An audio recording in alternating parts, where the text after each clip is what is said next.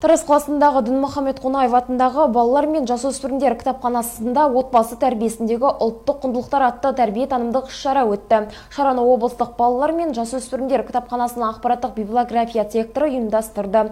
Жиынға оқырмандар, кітапхана қызметкерлері қатысты. Шараның негізгі мақсаты жас ұрпаққа отбасы құндылықтарын, ата-ананың еңбегін құрметтеуді, салт-дәстүр мен қолөнер арқылы ұлттық тәрбиені сіңіруді насихаттау болды. Сонымен қатар ұмыт бола бастаған ұлттық дәстүрлерді жаңғыртып, жастар арасында рухани құндылықтарға қызығушылықты арттыру көзделді. Кештің ерекшелігі ұрпақ пен өнер сабақтастығын көрсете отырып, тұлғалық бағытта үлгі боларлық өмір жолымен таныстыру болды. Сонымен қатар Анар Бексұлтанова киіз үй ішіндегі балалық шағын еске алып, күн сәулесімен түрленген ұлттық ою өрнектер мен қолөнер бұйымдарына деген қызығушылығының бала кезден басталғанын атап өтті. Оның айтуынша, ұлттық тәрбие мен қолөнерге жақындық отбасы құндылықтарынан ажырамас бөлігі екенін жеткізді.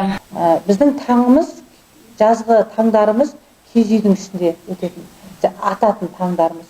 Сонда жаңағы ерте оянамыз біз түңліктің ашылуымен.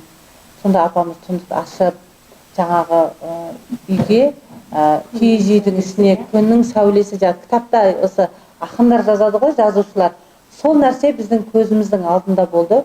Түңлікті ашып, ішке күн сәулесі түскен кезде, анау түрлі түсті басқұрлар, түрлі түсті шашақ бауларға күн түскен кезде, расымен мен содан көз алмай жататын.